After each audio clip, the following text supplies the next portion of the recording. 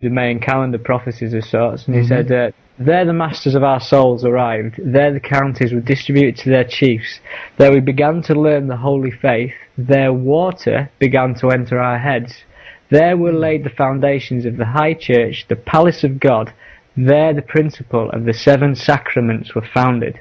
So 7 again, 7 seals in Revelation, 7 sacraments in the main prophecies. And I do Reiki, so I know what there's 7 of, and there's 7 chakras. 7 sacraments, 7 chakras, same word, same thing to me. Yeah. And as a confirmation of that, on my blog, there's some more deciphering of imagery. And if you have an issue of the UK passport from 1998, I think that's when mine was issued, there's an image of the rose, the thistle and the daffodil, which are the flowers of England, Scotland and Wales. But as I've said, these images have 2 meanings, and they have 2, they have a duality. And this image that no one knows what it is, it's on a page called Reserved for Observations Only, with a number 11 on the page. It's basically showing a diagram of the chakra system. And you can correlate that because basically the heart chakra lines up with an image of a heart, and the solar plexus chakra aligns up with an image of a sun. So basically you've got this thing, but even more concerning, or not concerning, on the root chakra and the crown chakra, it's signed with a inverted pentagram. Really? So if you think about that, there's an inverted pentagram on your crown chakra and your root chakra. Now, I don't know what that's symbolically saying, but it's obviously involving spiritualism. Yeah. And if this is in the UK passport, I mean, it's beyond me that our government have ever acknowledged the chakras. I've never known that in my entire life. Yeah. But as a further proof to the New World Order religion is going to be based on spirituality, the Tibetan flag. I don't know if you've seen this. I've recently picked this up myself because of all the kerfuffle with the Olympic torch and the Dalai Lama and everything. Yeah. Basically, it's become pretty apparent that the Free Tibet movement was funded by the CIA. Because it was a way to rise up against China. But essentially, like, ignoring that, if you look at the Tibetan Buddhist flag, or the Tibetan flag that they used from 1912 to 1950, which is banned by China now, if you look at that, it depicts what is a mountain, but it's not a mountain, it's a pyramid. And at the top of the pyramid is a sun. Right? So essentially you've got a pyramid with an all-seeing eye on the banned Tibetan flag that the Tibetan Buddhists used to represent themselves. So what is that saying about Tibet in 1912 to 1950 when they used that flag? It's almost like it's a blueprint for, the New World Order's religion of sorts, based on meditation, spirituality, chakras, and, all that goes with it. I mean, I'm looking at a picture of the Tibetan flag right now, and even the fact that there's 2, lions, if you will, that is holding up the eternal flame, and even the word itself, if you look at Pyramidion or Pyramidos, I should say, that's basically fire in the middle. So I mean, they give you the hint right there that this is a pyramid, and then you have the sun in the backdrop. I mean, it's incredible.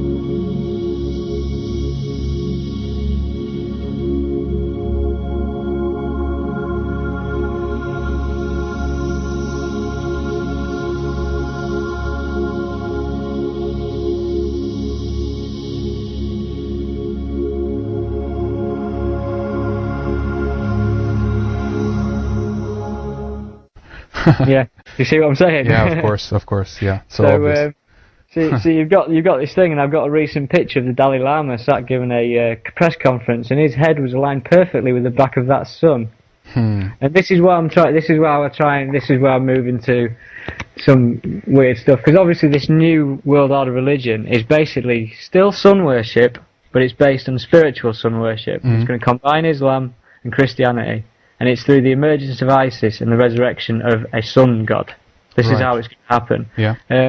But the thing is, obviously, New Age talk conspiracy theories, and all of this stuff that's put out there. These are low-level distractions and stuff. And obviously, the New Age spirituality movement, it's not a bad thing in itself, but essentially, if you look at where it probably started from something very different to what we expect. Mm-hmm. Do you know what I mean? This whole moving into the age of Aquarius and the whole New Age stuff. Well, of course. I mean, from my point of view, at least at this point, from what I've picked up on so far, this is the reason also for why they are reverting back to all of these, esoteric. Some would say even pagan if they come from a Christian background, what have you. But the reason for it is that I think that there is a spiritual truth in many of the methods, so to speak, that they actually use to control people, meaning that there actually is something real to this.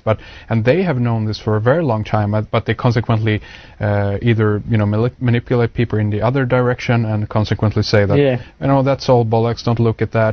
We have your religion right here for you. We call it Christianity, what have you.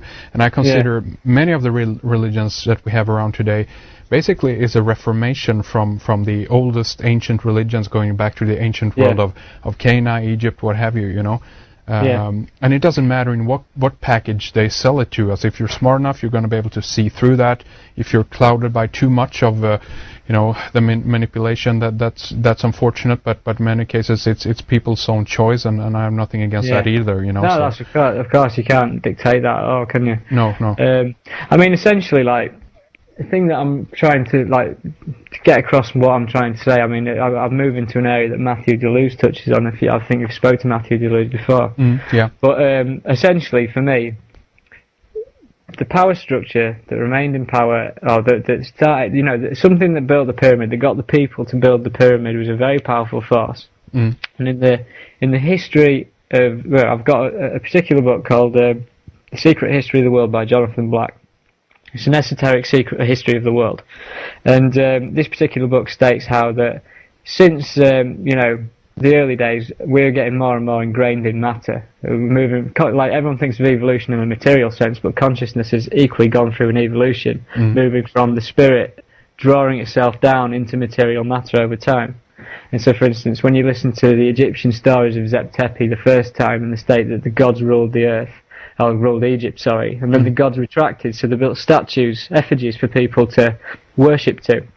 And then eventually, after the gods had retracted so much, the pharaohs then ruled the earth for the gods, or ruled Egypt for the gods. And then, essentially, went from statue worship to idol worship into what we're currently at. We're at celebrity star worship, pop idol. Yeah. Do you know what I mean? It's the same thing. Madonna, all this lot. It's all part of the same thing. Well, exactly. Oh, sorry. Continue. But my thing is that obviously the Egyptian power structure that was in place then has never died out. Because if you look at the way the power structure has moved, like essentially when Egypt collapsed, you had the Exodus from Moses and stuff into the area of Israel and Palestine. And then the next major power structure was essentially with Rome. And if you go to Rome, you'll notice that there's Egyptian obelisks. In front of the Vatican, in front of the Pantheon and stuff like that. They carried those things over there from Egypt. Yeah.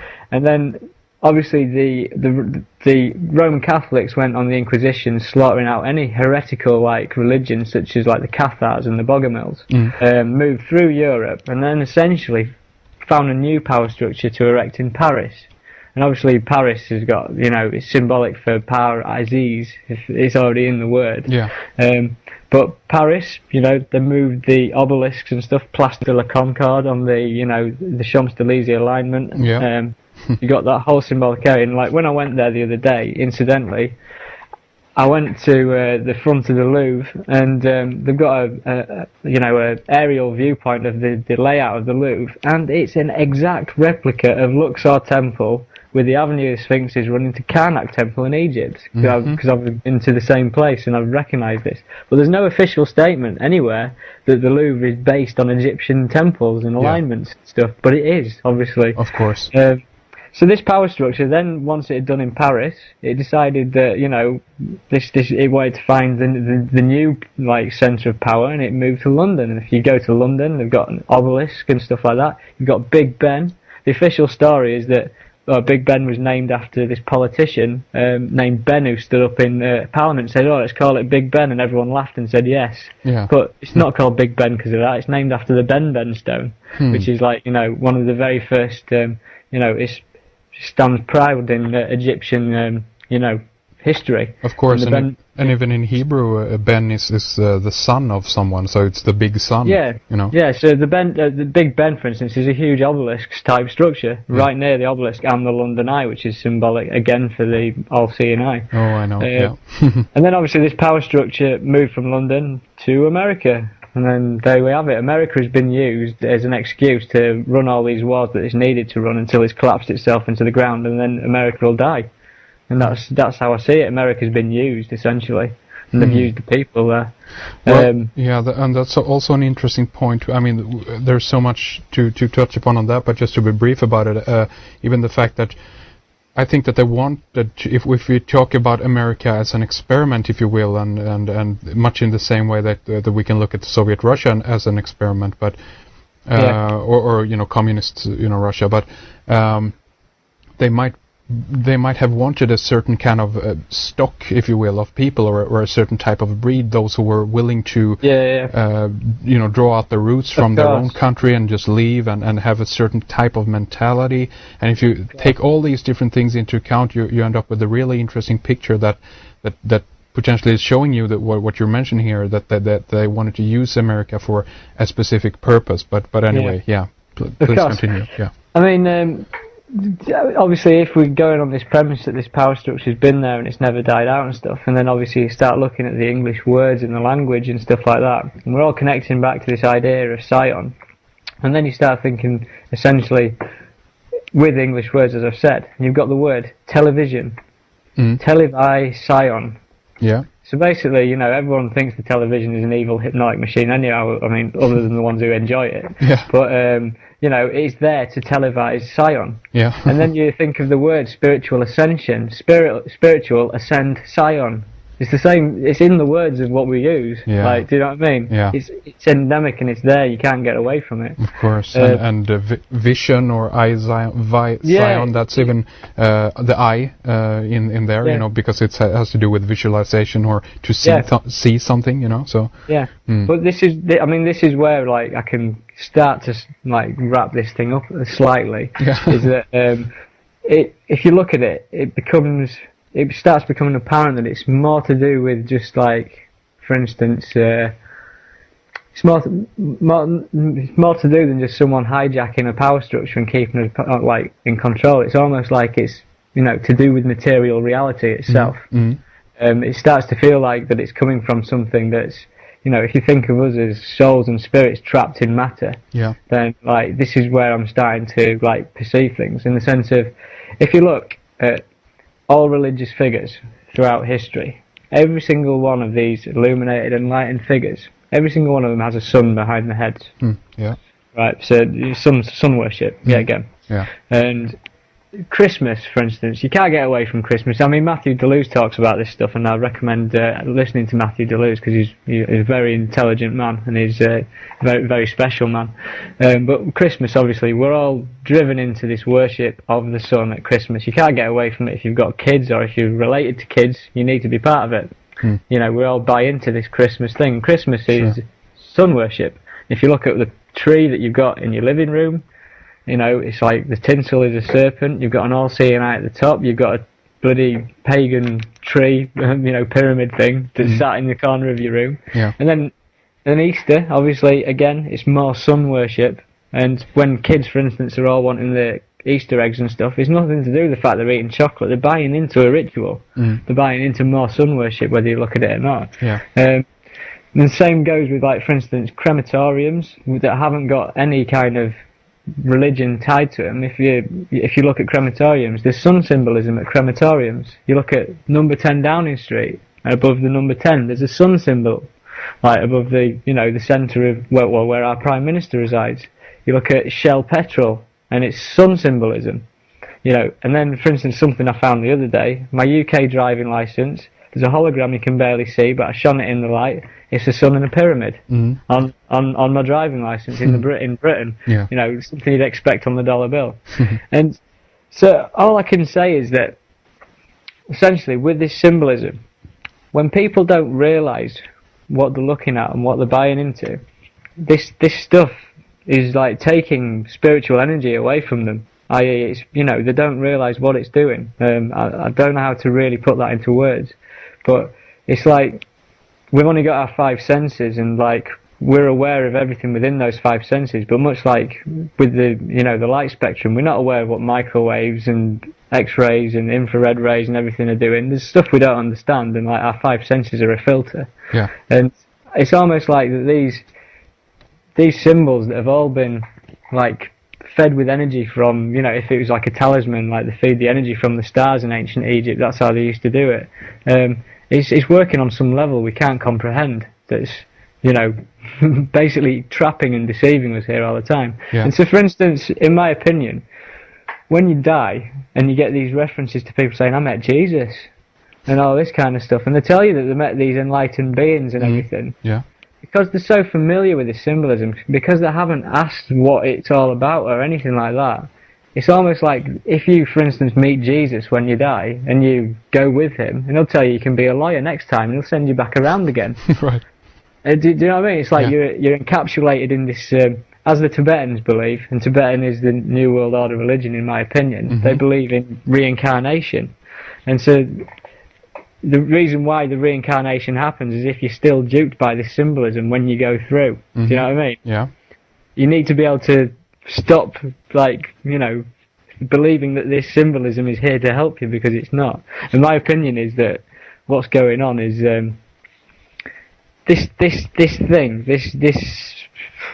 this material reality, whatever we're related in, it's much like the Gnostics believed, and in the sense of the Gnostics believed that there was a creator of the material universe, but they never ever saw their creator as the supreme being or the god, if you like. The creator was a malevolent force of sorts, keeping us all entrapped in this matter, preventing us from being what we really are.